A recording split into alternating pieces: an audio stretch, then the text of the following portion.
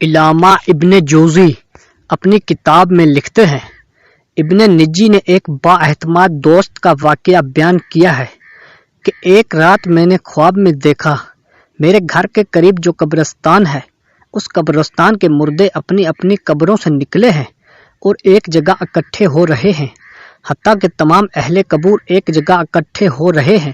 پھر انہوں نے گریہ وزاری شروع کر دی اور گڑ گڑا کر دربار الہی میں دعا کرتے ہیں، یا اللہ تو فلاں عورت جو صبح مر گئی ہے وہ ہمارے قبرستان میں دفن نہ ہو، اللہ ہمیں اس سے بچا لے۔ یہ گریہ وزاری سن کر میں نے ایک مردے سے پوچھا، ماجرا کیا ہے؟ تم کیوں یہ دعا کر رہے ہو؟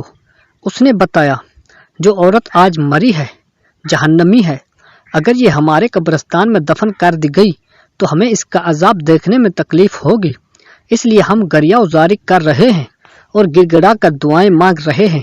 یہ سن کر میں بیدار ہو گیا اور سخت پریشانی میں مبتلا ہو گیا۔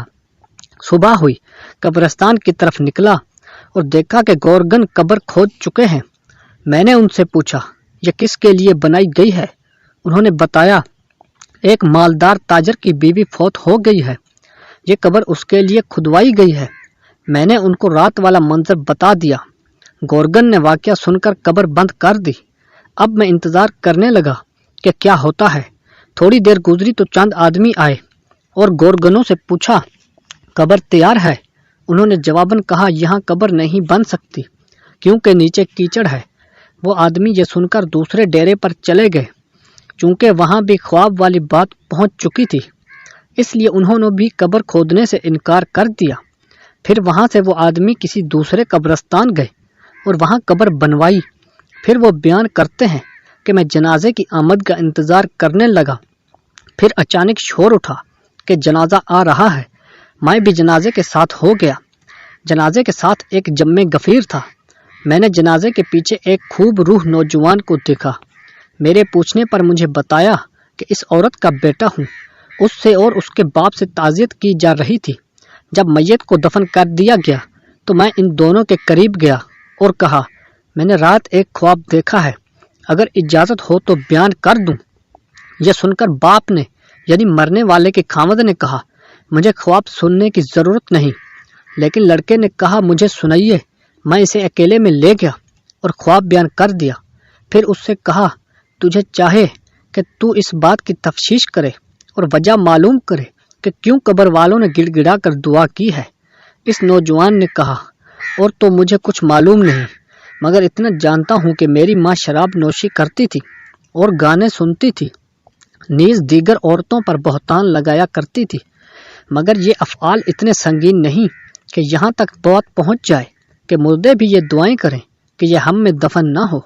پھر وہ نوجوان مزید کہنے لگا کہ ہاں، ہمارے گھر ایک بوڑھی عورت ہے جس کی عمر 99 سال کی ہے، وہ میری ماں کی دایا اور خدمت گار تھی، اگر آپ چاہیں تو چلیں، چل کر اس سے پوچھ لیتے ہیں، شاید وہ میری ماں کا کردار جانتی ہو۔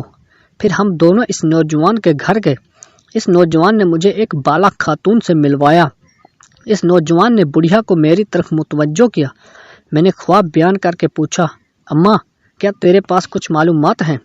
یہ سن کر بڑھیا کہنے لگی، میں اللہ سے دعا کرتی ہوں کہ وہ اسے بخش دے، وہ عورت بہت زیادہ بدکار تھی۔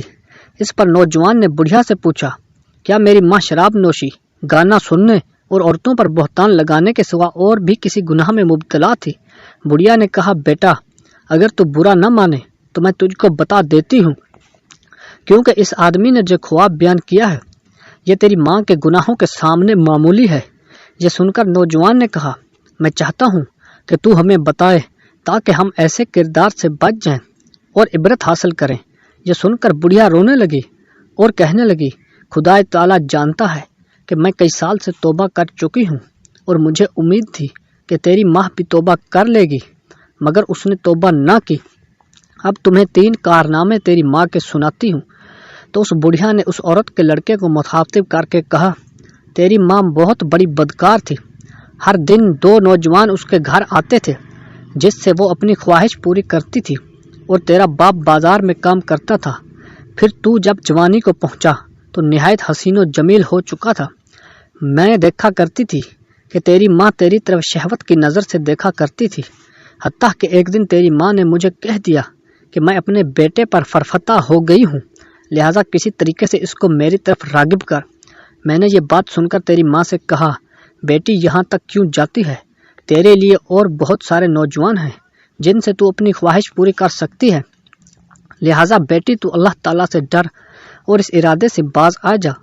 تو تیری ماں کہتی تھی نہیں مجھے اس کے سوا صبر نہیں، میں نے تیری ماں سے پوچھا تو اس مقصد میں کیسے کامیاب ہو سکتی ہے؟ حالانکہ بیٹا بھی اب 9 عمری کو ہے تو خواہ مخواہ بدنام ہوگی، لہٰذا خدا کے لیے اس ارادے سے باز آ جا۔ تو تیری ماں نے مجھ سے کہا کہ اماں تو میری مدد کرے تو میں کامیاب ہو سکتی ہوں۔ میں نے پوچھا کیا ہیلا کیا جائے؟ تو تیری ماں نے کہا کہ فلاں گلی کے مکان میں ایک عرضی نویس ہے، وہ رقعے خط لکھ کر مردوں کو عورتوں سے ملاپ کراتا ہے اور اجرت لیتا ہے، تو اس کو کہہ کے وہ میرے بیٹے کو تحریر لکھے اور نام لیے بغیر کہہ دے، ایک دوشیزہ تجھ سے عشق کی حد تک محبت کرتی ہے، وہ تجھ سے فلاں جگہ ملاپ و وقت چاہتی ہے۔ اس بوڑھی عورت نے کہا کہ میں نے ایسا ہی کیا، اور جب تجھے میں نے وہ خط دیا تو بھی فریفتہ ہو گیا اور تو نے لکھ دیا کہ مجھے منظور ہے، فلاں وقت میں آ جاؤں گا۔ تو میں نے تیری ماں کو وہ خط لا کر دے دیا۔ تیری ماں نے جواب پڑھ کر کہا، اماں تم میرے بیٹے سے کہو فلاں وقت فلاں جگہ آ جائے، اور تو فلاں بالآخر کھانا اچھی طرح تیار کر اور اس میں پھل اور خوشبو وغیرہ کا انتظام بھی کر۔ تو میرے بیٹے کو یہ بھی کہہ کہ جس عورت نے تجھے بلایا ہے وہ ابھی دوشیزہ ہے اور روشنی پسند نہیں کرتی، بلکہ یہ کام اندھیرے میں بہتر ہے تاکہ تمہارے والدین کو تم پر شک نہ گزرے۔ پھر میں تیرے پاس آئی تو یہ بات مان لی اور رات کا وقت مقرر ہوا۔